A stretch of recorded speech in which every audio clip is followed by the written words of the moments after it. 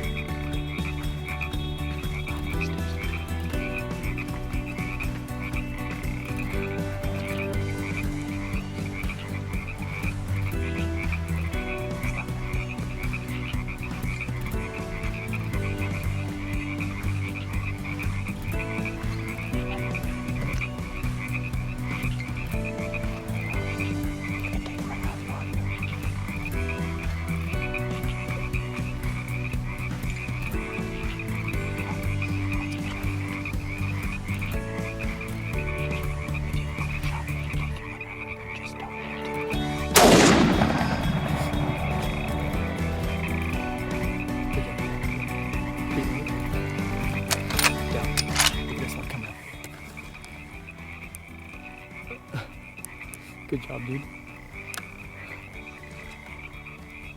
Darn, I should have grabbed the rifle and shot that little one.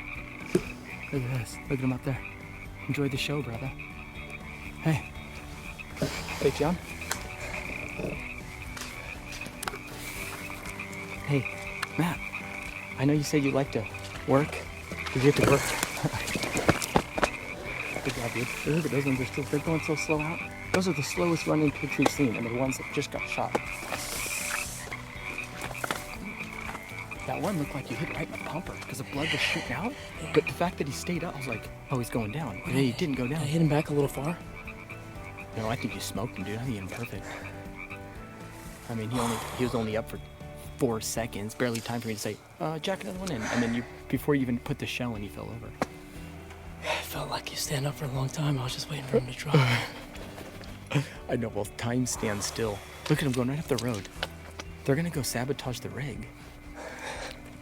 Let's go, I